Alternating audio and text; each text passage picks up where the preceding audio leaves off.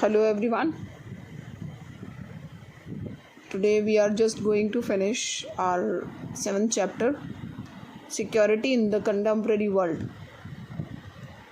Before I start my last topic, I just want to recapitulate the whole chapter so that you may get it properly. Security, as its most basic, security implies freedom from threats.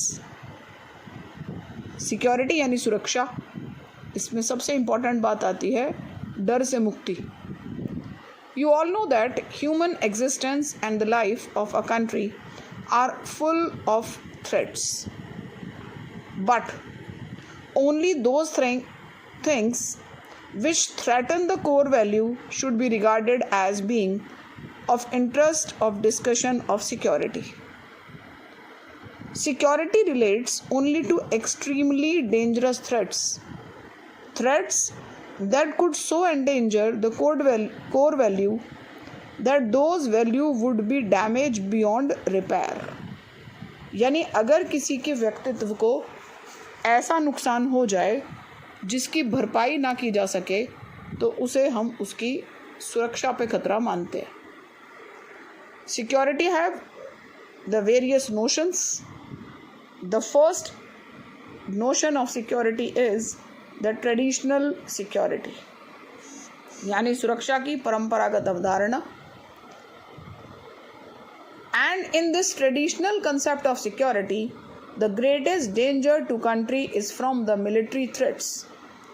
The source of this danger is another country, which by threatening military action endangers the core value of sovereignty, independence and territorial integrity. अगर सुरक्षा की परंपरागत अवधारणा की बात करते हैं तो उसमें सबसे पहले आता है बाहरी सुरक्षा से रक्षा करना. बाहरी सुरक्षा से तात्पर्य यह है कि हम पर कभी भी हमला हो सकता है और यह सुरक्षा की परंपरागत अवधारणा मानी जाती है.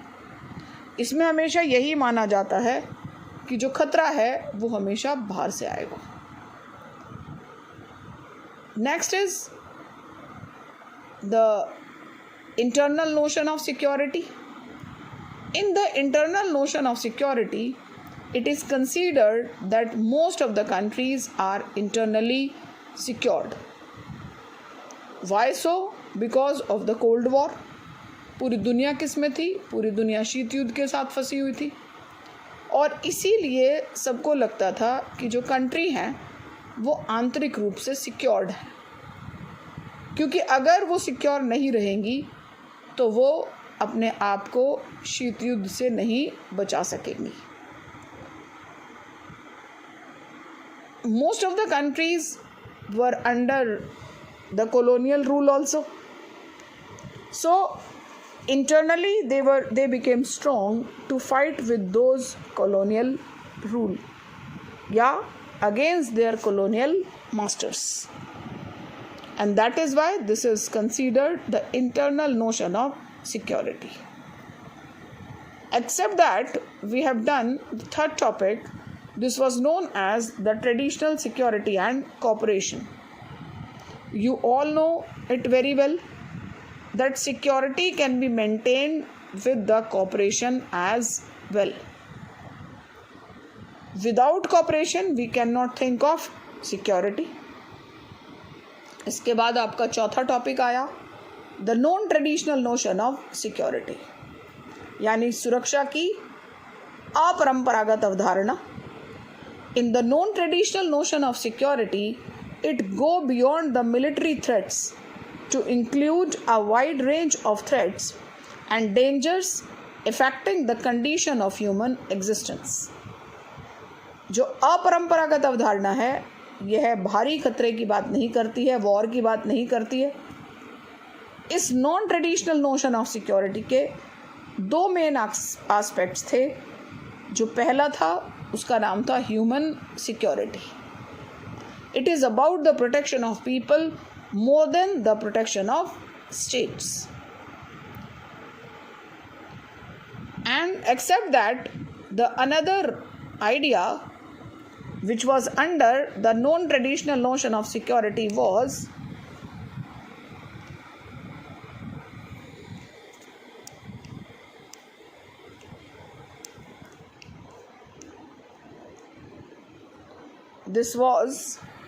the global security. In global security, you know that there are certain degrees of threats which are considered as the global threat. For example, you all know global warming, you all know epidemics, you all know famines, and these are considered the global concept of security. Our today's topic is India's security strategies. Bharat की सुरक्षा रणनीतियाँ क्या कहती हैं, ये हम आज detail में पढ़ेंगे. India has faced traditional and non-traditional threats to its security that have emerged from within as well as outside its border. Its security strategies has four broad components which have been used in varying the combination from time to time.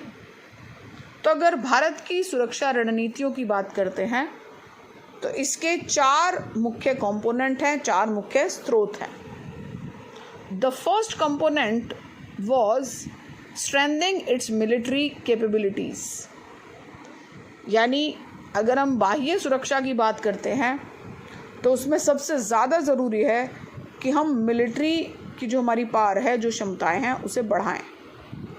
Because India has been involve in conflicts with its neighbours, that is Pakistan in 1947-48, in 1965, in 1971 and in 1999. Except that we had conflicts with China in 1962, and you know this that India is surrounded by the nuclear powerful countries. हमारे आसपास क्या हैं? ऐसे देश हैं जिनके पास nuclear power है in the South Asian region. So India's decision to conduct the nuclear test in 1998 was justified by the Indian government in terms of safeguarding the national security. तो जब हम राष्ट्रीय सुरक्षा की बात करते हैं तो हमने क्या किए? हमने न्यूक्लियर टेस्ट किए. India has first tested a nuclear device in 1974.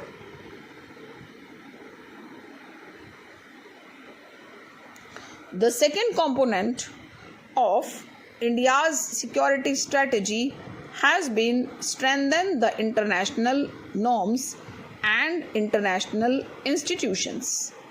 You all know that India have a good faith in United Nations. We want to work for that. We are offering our services and people for that. India's first Prime Minister Jawaharlal Nehru, supported by the cause of Asian solidarity, decolonization, disarmament, and UN as a forum in which the international conflict could be settled. India also took initiatives to bring about a universal and non-discriminatory, non-proliferation regime in which all the countries would have the same rights and the obligations with respect to the weapons of mass destruction. It argued for an equitable new international economic order. तो दूसरा भारत की जो सुरक्षा रणनीति है वो ये कहती है कि भारत जो अंतर्राष्ट्रीय संस्थाएं हैं जैसे यूनाइटेड नेशंस, इन सब के लिए इस सब में अपनी फेथ रखता है, अपना विश्वास रखता है. भारत ने हमेशा एक नई अंतर्राष्ट्रीय अर्थव्यवस्था की बात की है. Most importantly, it used non-alignment to help to carve out an area of peace outside the block politics of two superpowers. आपने चैप्टर 1 में पहले ही पढ़ा है कि there were two superpowers and the world was divided, and that is why India have adopted the policy of non-alignment. India joined 160 countries that have signed and ratified in 1997 Kyoto Protocol. Bharat जो है आप सब जानते ही हैं Kyoto protocol का हिस्सा है, which provides a roadmap for reducing the emission of greenhouse gases to check the global warming. Indian troops have been sent abroad on UN peacekeeping missions in support to cooperative security initiative. Bharat हमेशा UN के साथ काम करता रहा है. भारत ने हमेशा Kyoto protocol जो कि ग्रीन हाउस गैस एमिशन को कंट्रोल करने की बात करता है, हमेशा उसका समर्थन किया है. The third component of India security strategy is geared towards meeting of challenges with in the country. You all know very well कि भारत में कुछ अपनी भी समस्याएं हैं और भारतीय सरकार वचनबद्ध है उन सब से भारत को बचाने के लिए. There are several militant groups from the areas such as Nagaland, Mizoram and Punjab and Kashmir among the others have. हमारे यहाँ कुछ आतंकवादी संगठन काम करते हैं, आप सब जानते हैं. हमारे यहाँ नक्सलाइट्स हैं, हमारे यहाँ कश्मीर में समस्याएं हैं, मिजोरम में समस्याएं हैं. So, from time to time, India sought to break away, and these institutions want to break away from India. India has tried to preserve the national unity by adopting a democratic political system. और भारत ने एक democratic political system के तहत इन सब को राष्ट्र की मुख्य धारा में शामिल कराने का काम किया है, which allows the different communities and group of people to freely articulate their grievances and share the political power. भारतीय सरकार हमेशा यह चाहती है कि ये जितने भी समूह हैं ये राजनीतिक रूप में राजनीतिक दलों के माध्यम से शामिल हों और अपनी समस्याओं को सरकार के सामने रखें. Lastly, there has been an attempt in India to develop as its economy in the way that vast masses of citizens are lifted out of poverty and misery, and huge economic inequalities are not allowed to exist. चौथी सबसे बड़ी समस्या जो भारतीय सरकार के सामने है वो है गरीबी की समस्या.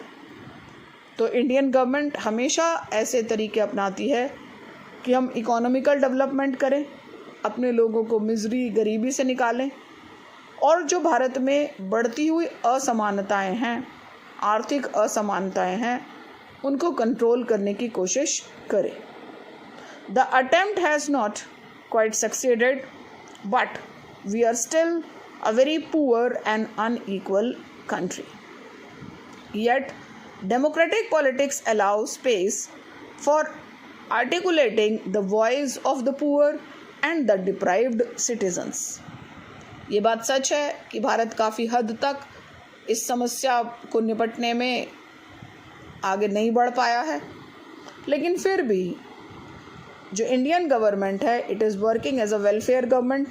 ये एक कल्याणकारी सरकार की तरह काम करती है और गरीबों को और पिछड़े हुए लोगों की समस्याओं को सुलझाने के लिए हमेशा तैयार रहती है. There is a pressure on the democratically elected government to combine the economic growth with human development. Thus democracy is not just a political ideal. A democratic government is also a way to provide greater security. तो इस तरह से जो लोकतंत्र है वो सिर्फ एक सरकार चलाने का तरीका ही नहीं है, बल्कि एक वो तरीका है जिससे सरकार लोगों को सुरक्षा प्रदान करती है. we will read about on this topic in our next book, that is Indian Democracy. So this is all about the chapter security. You have to prepare your notes. You have to do the question answers which are being given to you. And you know that in the present world there are also new sources of threats. आज जो हमारे खतरे के दायरे हैं वो और ज़्यादा बढ़ चुके हैं. आप सब जानते हैं देश जो है वो इस समय कोरोना वायरस के चपेट में है और इस समस्या से बचने का एक ही तरीका है क्या कि हम सब अवेयर रहें. हम सब अपने आप को क्लीन एनवायरनमेंट में रखें, किसी के संपर्क में आने से बचें और खुद की और देश की सिक्योरिटी का ध्यान रखें. That's all. Thank you very much. Do your assignment as you all are keep on doing. Thank you once again.